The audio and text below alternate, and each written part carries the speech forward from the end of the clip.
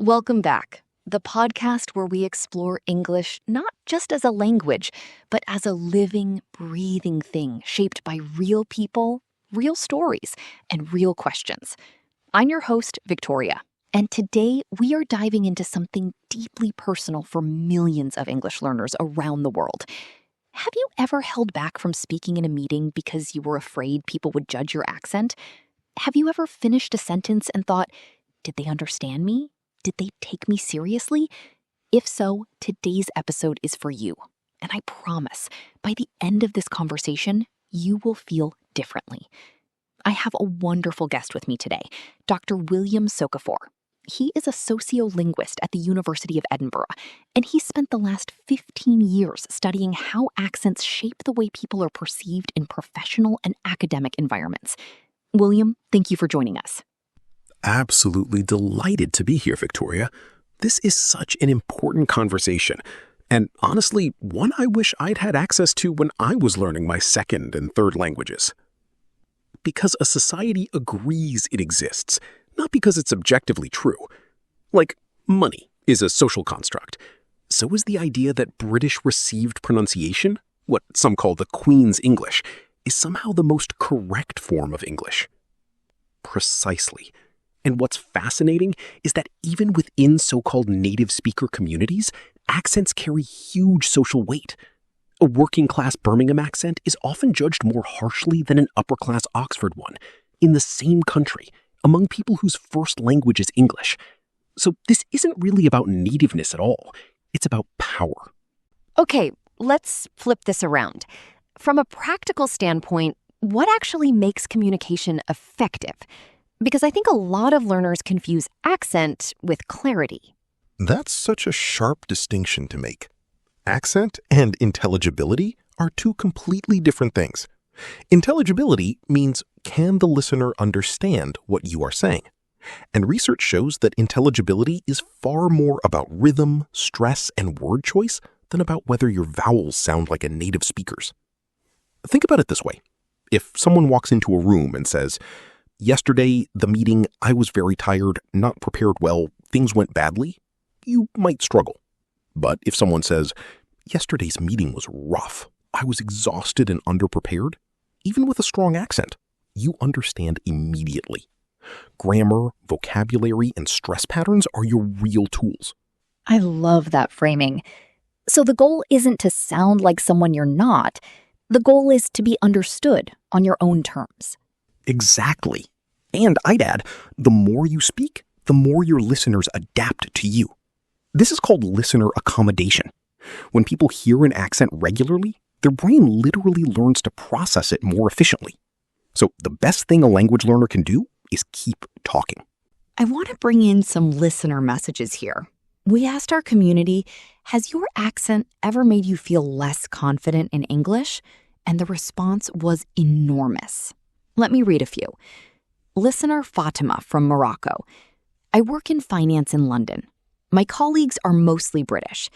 Sometimes I notice people look at my manager to confirm what I said, as if they needed him to translate. It's not my vocabulary, it's my accent. It makes me feel invisible. Fatima's experience has a name. It's called accent-based othering, and it's incredibly common in professional spaces. The tragedy is that the problem isn't Fatima's accent. The problem is a workplace culture that hasn't been trained to listen with openness. Fatima is not the one who needs to change. Listener Hyun Jun from South Korea. I studied in the US for my PhD. I was always the smartest person in the room about my research topic. But in seminars, I would let others speak first because I was afraid my accent would distract people from my ideas. I missed so many chances to speak up. That one hits close to home for me too. William, what would you say to someone in Hyunjun's position right now? I would say this. Your ideas have a right to exist in the room. An accent is evidence of cognitive achievement. It means you have mastered enough of a second language to communicate complex thoughts. That takes extraordinary mental effort.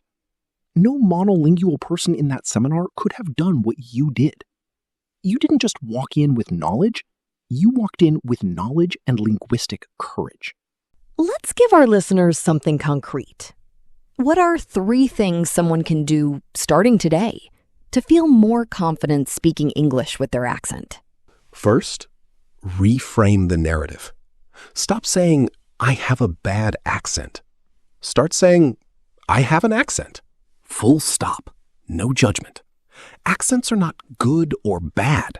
They are geographic and biographical. They tell the story of where you've been. Second, focus on stress and rhythm, not individual sounds.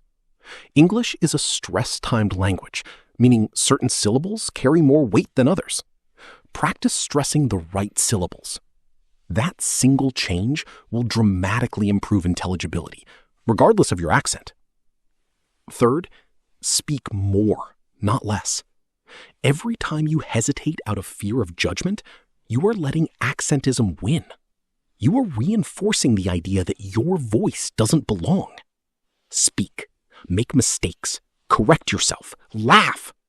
The more you talk, the more people learn to hear you, and the more confident you become. William, this has been genuinely eye-opening. Before we wrap up, what's the single most important thing you want our listeners to take away today? Your accent is not a flaw in your English. It is proof of your English. Every person who has ever learned a language as an adult and dared to use it in public is, in my view, doing something remarkable. Don't shrink. Don't whisper. Don't wait until your accent sounds like someone else's. Speak now. Speak loudly. The world needs to hear what you have to say in your voice. I could not have said it better. Dr. William Sokafor, thank you so much for your time, your research, and your heart. To our listeners, keep speaking, keep learning, and remember, your accent is part of your story. Don't let anyone edit it out. Until next time, this is Victoria on Speak Up. See you next week.